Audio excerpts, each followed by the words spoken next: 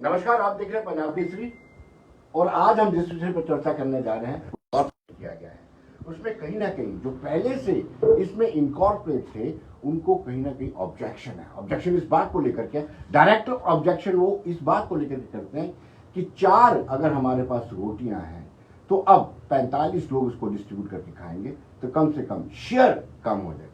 दूसरा ऑब्जेक्शन उनको यह है कि वेस्ट पाकिस्तानी रिफ्यूजियों को भी इनकॉर्पोरेट किया गया, नो डाउट वो भी डिजर्व करते हैं, लेकिन उसमें सिर्फ एससी कम्युनिटी को बाहर छोड़ करके बाकी सबको, जिसमें ब्राह्मण, राजपूत सभी समुदाय आते हैं, ये भी उनको ऑब्जेक्शन। चर्चा करेंगे शशि जी हमारे साथ, केवल जी और राजकुमार जी। शुरुआत आपसे करेंगे, आप कितना रिएक्ट कर रहे हैं इस पर और क्यों रिएक्ट कर रहे हैं, वजह क्या है? एक दो वजह तो मैंने बता दिया आपको सर। इस पे रिएक्ट करने वाली सामने बात आ रही, क्यों कि आगे ओबीसी के पास था क्या जी 4% जी 4% आगे 26-27 बरादरी आगे इसमें थी जी। अब इन्होंने 14 बरादरी और दे दी, टोटल मिला के 45 कर दी जी। अब ये 4% किस किस को देंगे, किस किस के पास ये जाएगा हिस्सेदारी।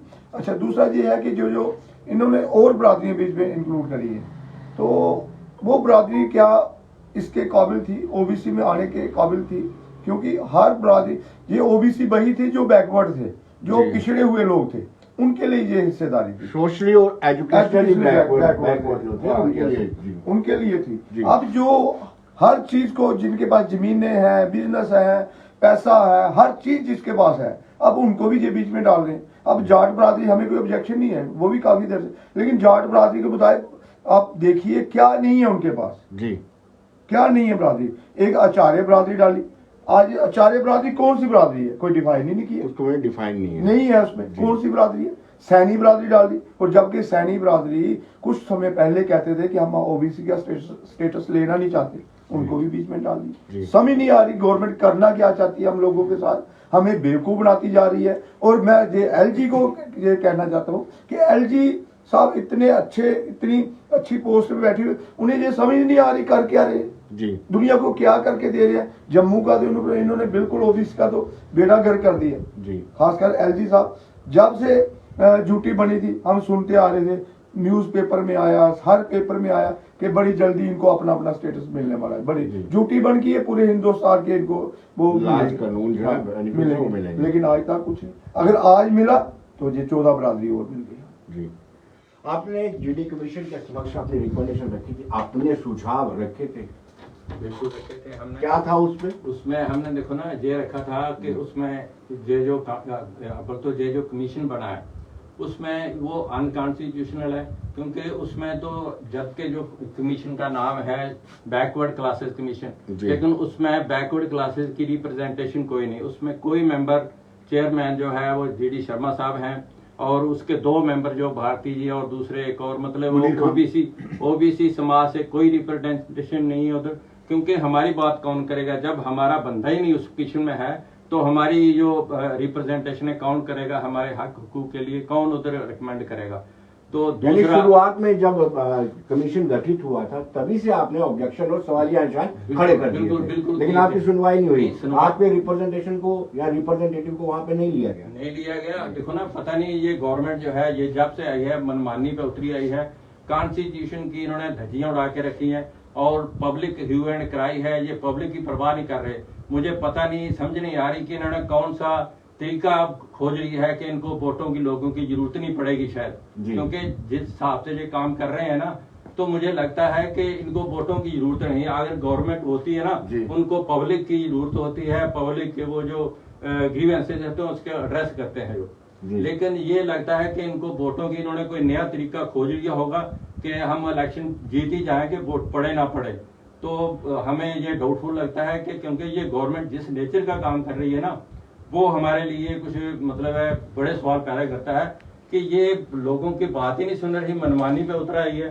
तो दूसरा ये जो अब नया इन्होंने इसमें 15 कास्टें और ऐड की हैं जेके यूटी में, तो इसमें अब 27 तो ऑलरेडी थी, तो 15 और इन्होंने ऐड करके 42 हो गई है। तो 42 कास्टेस में ये 4-5 कास्टें हैं, जैसे इन्होंने best Pakistan refugee excluding SC, तो उसका मतलब ये है कि एससी को एक्सक्लूड करके बाकी सारे जनरल, उसमें जो भी अदर कम्युनिटी हैं वो सब आएंगी। जी। Where as constitution says that जो ओबीसी का है कॉन्स्टिट्यूशन के मुताबिक उसने socially and education backward classes के लिए होना जी। चाहिए। तो ये जो क्लासें हैं ये कहाँ से मतलब है, अब जो ब्राह्मण आ गए, आचार्य आ गए, और जो कास्टें हैं इसमें कहाँ से सोशली बैकवर्ड है? जी। जो सोशली स्टिग्मा हम हमारे लिए, हम लोगों के लिए है बैकवर्ड क्लासेस का, जैसे उनको कास्ट के नाम से स्टिग्मा है, तो वो उसको भरपाई करने के लिए समाज में उनकी रिस्पेक्ट देने के लिए ये रिजर्वेशन थी। प्यार है जो ऑलरेडी लोग संपन्न हैं, जिनकी समाज में अच्छी बैकग्राउंड है और अच्छे अच्छे मतलब समाज से उनकी रिस्पेक्ट है। आचार्य जी कौन सी कास्ट है? चलो थोड़ी से बोले तो साहब, आपने जो कमीशन से आपकी मुलाकात हुई थी आपकी बिरादरी की यहाँ ओएससी की, तब आपने क्या रिकमेंडेशन की थी, क्या सुझाव दिए थे? क्योंकि आप स्टेक होल्डर, आपने क्या मंडल कमीशन के रिकमेंडेशन को कहा था कि वो इम्प्लीमेंट हो? सर हमने एक बड़ी मोटी जो मेमोरेंडम सबमिट किया था कमीशन अपने इसको कमीशन को, जो social education backward class commission बनाया जिसके चेयरमैन जीडी शर्मा साहब थे, और उसके साथ जो मेंबर थे वो जीडी शर्मा साहब अपर कास्ट के, ब्राह्मण कास्ट के, जो मनीर खान जी दूसरे मेंबर उनके जो थे ये जनरल कैटेगरी मुस्लिम, उसके बाद तीसरे जो थे रूपलाल भारती ये एससी कैटेगरी के थे। ओबीसी का कमीशन बनाया उन्होंने, social education backward class commission बनाया, लेकिन उसमें ओबीसी का कोई मेंबर ही नहीं है। जिसके जहां वो कोई मेंबर होता कम से कम हमारी। तब आपने ऑब्जेक्ट नहीं किया ना? हमने ऑब्जेक्ट किया, हमने पेपर में भी निकाला और हमने कहा कि ये जो कमीशन जो है हमें ये इससे हमें कोई उम्मीद नहीं है, ये हमारे हक की बात नहीं करेगा क्योंकि उसमें हमारा मेंबर कोई नहीं है जी। तो चलो अब ये गवर्नमेंट की मर्जी है, वो किसको बनाना किसको नहीं बनाना है वो चलता रहा। दूसरी बात ये है, मोदी साहब यहां पर आए 1914 में, उन्होंने किया कि 2014 में उन्होंने जब पहला इधर रैली एड्रेस की, उन्होंने कहा ओबीसी को सबसे ज्यादा नुकसान हुआ 370 का। चलो मान लिया वो।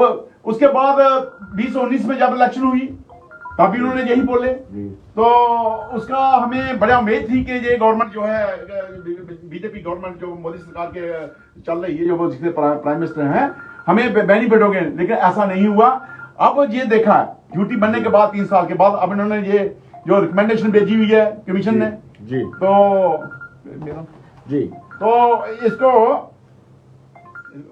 तो इसका जो था हमें अभी इन्होंने ये क्लासें ऐड कर दी हैं, बेस्ट पाकिस्तानी फ्यूजी लोगों को बीच में डाल दिया है। अच्छा, उसमें एक्सक्लूडिंग शेड्यूल कास्ट रखे हुए हैं, लेकिन बताओ उनका है कितने हैं? पहले उनकी पॉपुलेशन कौन है, क्या लोग हैं, कौन लोग हैं जिनको उनमें ऐड कर रहे हैं? और हमें जो जहां पर रिजर्वेशन वो 4% है, वो 2020 में अप्रैल के महीने में इन्होंने पहले 2 थी, अभी 4 की हुई है।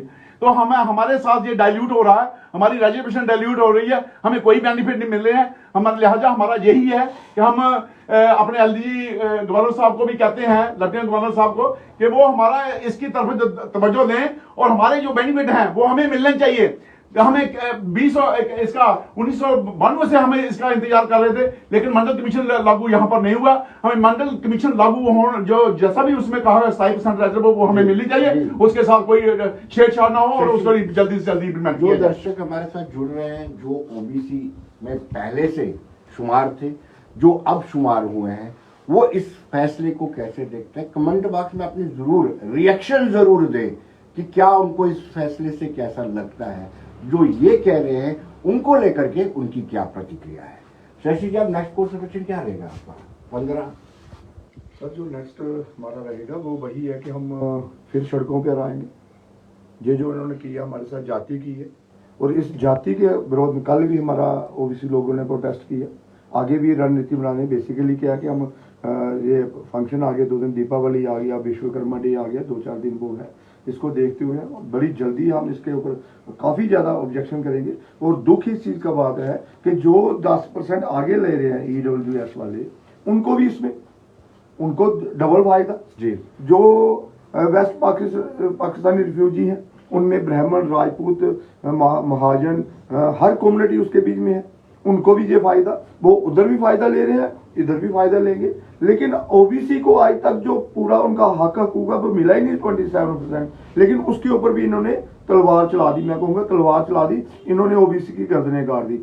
अब जैसे भी श्री रविंदर रैना जी कहते थे कि हम अपनी गवर्नमेंट बनाएंगे, मैंने तब भी इन्हीं के स्टेज के ऊपर मैंने बोला था, रविंदर रैना जी जब तक ओबीसी के आप अपने पूरे हक नहीं दोगे आप अपनी गवर्नमेंट बनाना भूल जाइएगा। अब ये जो तलवार हम के ऊपर चली है, अब हर ओबीसी जाग उठा है, लेकिन अब आप कहते हो 50 पार, अगर ओबीसी के हक पूरे के पूरे दोगे हम आपको 70 पार भी करवाएंगे, अदरवाइज देख लेना अब इलेक्शन में आप क्या हो गया, क्या मोदी सरकार दोबारा आती है या JNK में आपकी गवर्नमेंट आती है। पॉपुलेशन रेशो केवल ही आपकी बड़ी ज्यादा है, उसके बावजूद भी आपकी सुनवाई नहीं होती है, आपको ओबीसी का ही दर्जा नहीं दिया गया, अदर सोशल कास्ट में रखा गया और मात्र 4% आरक्षण है।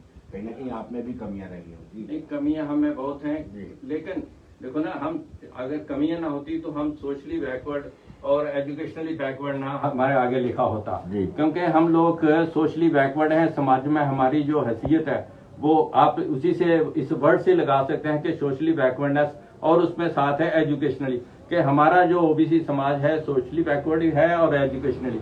अब थोड़े बहुत लोग जो पढ़ लिख के आए, जो हमारी मतलब एज के या हमारी जनरेशन के लोग हैं, जी। वो थोड़ा पढ़ लिख के समाज में आए और उनको अपने हक हुकूक की थोड़ी अवेयरनेस हुई है। लेकिन ये गवर्नमेंट और जो लोग इस चीज को पसंद नहीं कर रहे हैं, उनको तकलीफ हो रही है कि ये लोग हमारे बराबरी करने लगे हैं और हमें आज भी वही उसी लेवल पर रखना चाहते हैं और हम हमारे हक हुकूक से महरूम रखना चाहते हैं। दूसरा ये है कि आबादी हमारी, आपने अब ये जो हमारी 52% से मोर देन 52% तो ऑलरेडी तो आपको पॉपुलेशन, डिसाइडिंग फैक्टर अगर आप लेकिन यूनाइटेड हो जाए तो आप तो सर तकदीर ही बदल, अपने भी तकदीर बदल सकते हो, सियासत की तस्वीर हमारी बदल बैड सकते लक ये है कि हमारे पॉलिटिकल रिप्रेजेंटेशन जीरो है इधर। अगर हमारी पॉलिटिकल रिप्रेजेंटेशन होती तो फिर हम देखते कि ये चीजें कैसे होती हैं। जिन लोगों की पॉलिटिकल रिप्रेजेंटेशन है वो आप मुझे बताइए कि हर एक पॉलिटिकल पार्टी में ओबीसी का सेल बना हुआ, वो क्यों सेल बनते हैं और उसमें जो लोग जाते हैं वो कौन लोग हैं, वो आपको रिप्रेजेंट नहीं करते हैं। नहीं, वो हमें कहाँ रिप्रेजेंट कर, जब हमारी वो बात ही नहीं रखते, ओबीसी की बात नहीं, उनका क्या काम है कि मास्क बांध करना या जो 5 किलो और फ्री राशन वाला वो देना, ये ओबीसी मोर्चे का काम है। उनकी जो अपने समाज की बात है वो रखनी है कि ये जो काम है, जो उसमें झंडे लेकर चले जाते हैं बीजेपी की रैली में, कुर्सियां लगाते हैं उधर, ये काम नहीं है उनका। मैं यहाँ से आपके इसके माध्यम थ्रू ये कहना चाहता हूँ कि भाई साहब, आप उधर ओबीसी अगर पार्टी में जुड़े हो लोग तो पार्टी में अपने समाज की बात रखो, आपकी इज्जत करेंगे। नहीं तो ये जो समाज है ना, आपको देख रहा है, अच्छी तरह से देख रहा है कि आप उधर समाज को मतलब भेज रहे हो, जाकर अपने समाज के हक हुकूक की जब बात ही नहीं करोगे तो किस लिए उसमें पॉलिटिकल पार्टी में जुड़े हुए हो आप। आओ हमारे साथ, हम इकट्ठे होकर फाइट करें। राजकुमार जी आप हम बताइए, उन लोगों को आप क्या कहेंगे जो लोग आपकी बिरादरी से ताल्लुक रखते हैं, ओबीसी से, अलग अलग पॉलिटिकल पार्टीज में एक पोजीशन पे हैं, सेल के प्रेसिडेंट होते हैं, वाइस प्रेसिडेंट होते हैं, उनकी डिस्ट्रिक्ट वाइज कमेटियां होती हैं, वो भी आपके राइट को प्रोटेक्ट नहीं कर पा रहे हैं। देखिए सर, वो लोग जो हैं उनको पता ही नहीं है, वो पता नहीं किस अपने जाति मुद्दे के लिए उधर जुड़े हुए हैं, उनको पता नहीं उनके साथ क्या हो रहा है। अगर हो रहा है उन लोगों को वापस आ जाना चाहिए और एक ग्रुप में सारे इकट्ठे होकर इसके लिए जदोजहद करनी चाहिए और तभी जाके ये हमारे हक मिलेंगे, नहीं तो हमें कोई नहीं देने वाला। और हमें हक नहीं मिलते हैं, इसके लिए हमारा और भी लाइन ऑफ एक्शन रहेगा, वो I don't want to disclose that, लेकिन ऐसा आगे होने वाली कोई संभावना बन रही है। क्योंकि देखो, जिस समाज में हम रह रहे हैं, अगर हमारा उधर उस समाज में हमारी कोई एग्जिस्टेंस नहीं है, हमारा उधर हमारे साथ भेदभाव हो रहा है, तो हमें उस समाज में रहने की कोई हक नहीं है और उसके लिए हमें कोई और रास्ता चुनना पड़ेगा। इसके लिए मैं कह रहा हूं और उन लोगों को यही आज मैं रिक्वेस्ट करता हूं, मेहरबानी करके वो वापस आ जाएं, अपने मोर्चा छोर्चा जो भी है उनके पास, उसको छोड़ के वापस आ जाएं और इकट्ठे होकर इसके लिए लड़ाई लड़ें, ताकि अपना हक है उसको बचा के रखें। हम अपना हमें प्रॉपर जो राइट्स हमें मिलने चाहिए। वैसे आखिरी सवाल मैं आपसे ये पूछूंगा, आज ग्रहण होने के चलते विश्वकर्मा दिवस नहीं मनाया जा रहा है, कल जगह जगह मनाया जाएगा, क्या आह्वान और ऐलान आपका रहेगा ओबीसी का? सर, ये जो ग्रहण की वजह से हमारा विश्वकर्मा डे अलग अलग तिथियों में जा रहा है, इसके ऊपर हर मंदिर में, हर विश्वकर्मा मंदिर में हमारा यही रहेगा कि इन लोगों के साथ क्या हमने लड़ाई लड़नी है, कैसे लड़नी है, उसी के ऊपर हमारी ज़्यादा चर्चा होगी। क्यों कि मैंने देखा काफ़ी सारी मंदिरों में चल गए, हर कम्युनिटी में देखा कि मंदिरों की बात कम होती है, अपनी पॉलिटिकली बात होती है कि हमारा हक हकूक कैसे होना चाहिए। लेकिन कुछ हमारे लोग ऐसे थे जो कहते हैं कि नहीं पॉलिटिकली, लेकिन अब हमें इन्होंने खुद सिखाया है, इन लोगों ने सिखा दिया है कि अब अपने हक के लिए अपने मंदिरों में बैठ के भी हम चर्चा करेंगे। और जैसे ओबीसी समाज के लोग इन्होंने सेल बनाए हुए हैं, पहले तो मुझे शर्म आती है इन पार्टियों के ऊपर जिन्होंने सेल बना के रख दिए है ओबीसी। इन्होंने तो पहले ही बांट दिया हमने जी, इन लोगों ने पहले ही हमें बांट दिया कि ये ओबीसी होगी, ये अपर कास्ट होगा। ये कहते हैं, जो मोदी जी कहते हैं कि सबका साथ सबका विकास, ये कहां से सबका साथ सबका विकास? पहले ओबीसी सेल बना दिया, वो एक पार्टी बना दी। हम लोगों को सिर्फ क्या ओबीसी सेल में ही डालना है इन्होंने जी। तो मैं उन लोगों को भी लिए कहूंगा, हमारे लिए शर्म की बात है जो इन पार्टियों में बैठे हैं कि ये जो सेल छोड़ के बाहर आए, समाज के साथ आए। अगर अपने हक हकूक लेने हैं तो बाहर निकले, ये सेलों को छोड़ें। क्या इन्होंने पार्टियों में, अपनी पार्टियों में मेन जगह नहीं है, उधर क्यों नहीं इनको बिठाते? तो मेरा सबसे यही अपील कहने की है कि अगर अपने बच्चों का, अब हमारा तो समय हो गया, अपने बच्चों के लिए अगर आपने लड़ाई लड़नी है, अपने हक लेने हैं, तो इन लोगों को मैं कहता हूं बाहर आओ और अपने समाज के लिए लड़ाई लड़ो, फिर जाके हमें हक मिलेगा। क्योंकि ये गवर्नमेंट हमें लगता नहीं है कुछ देने वाली है। आप सबका बहुत बहुत शुक्रिया। और दर्शकों आपको बताते चले कि जिस तरीके से इनका अगर जनसंख्या अनुपात देखा जाए तो 55% है। अगर ओबीसी समुदाय यूनाइट हो जाए तो सब कुछ बदल सकता है, सारे समीकरण बदल सकता है, सियासी समीकरण बदल सकता है। शायद ये यूनाइट नहीं है, अब वक्त आ गया कि इनको यूनाइट होना चाहिए। सारे आरोप इन्होंने लगाए हैं कि जिस तरीके से अनकॉन्स्टिट्यूशनल वे में इन्होंने वेस्ट पाकिस्तानी रिफ्यूजियों को, स्वर्ण जातियों को भी ओबीसी का आरक्षण दिया है, तो कहीं ना कहीं ये इस वक्त निर्णायक संघर्ष की तैयारी में है। कल विश्वकर्मा डे मनाया जाएगा और ये मंदिरों में कुछ बड़ा ऐलान भी कर सकते हैं। धन्यवाद।